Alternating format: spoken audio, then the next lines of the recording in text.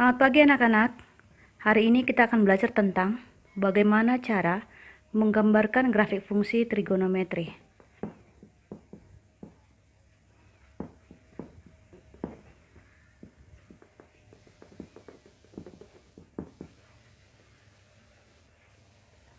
Untuk pertemuan hari ini, kita akan menggambar grafik fungsi sinus.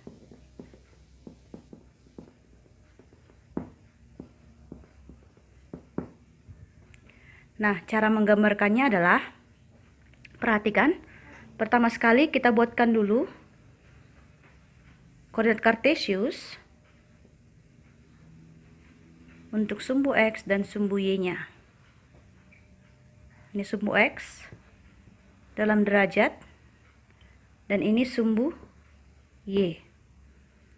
Nah, jika anak-anak sekalian masih mengingat nilai-nilai trigonometri untuk sudut-sudut istimewa, untuk Y sama dengan sinus X. Oke, maka pada saat 0 derajat, 0 derajat berarti di sini, maka nilai trigonometri Y sinus 0 adalah 0. Nah, di situ. Kemudian pada saat kita mengambil nilai 90 derajat,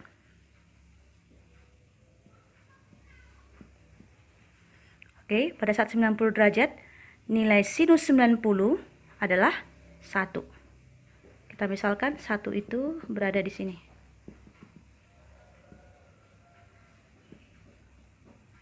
Kemudian, kelipatan 90 adalah 180.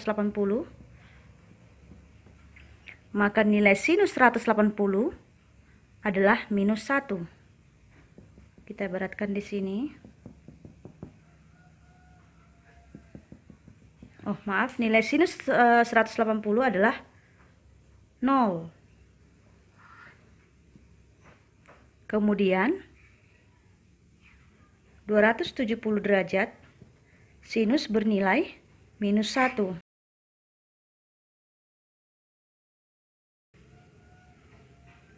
Nah, kita lanjutkan untuk 360 derajat.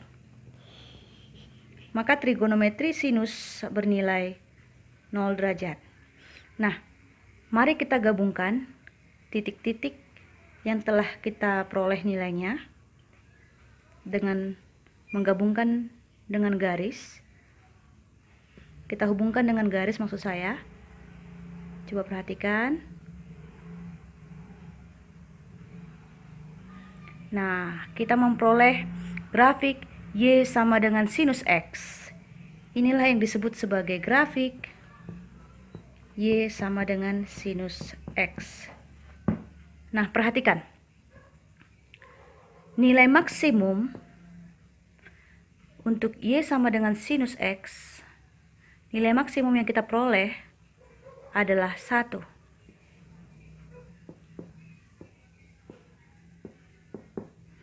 Sedangkan nilai minimum adalah minus 1.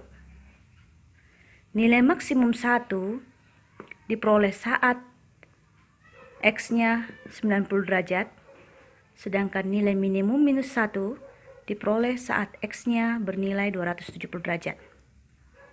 Nah, sekarang amplitudo. Amplitudo itu adalah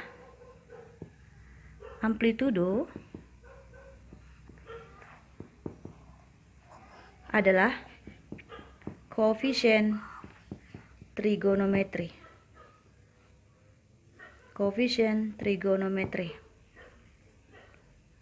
Karena perhatikan di sini.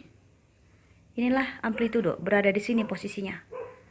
Karena di sini bernilai 1, maka nilai maksimumnya adalah 1.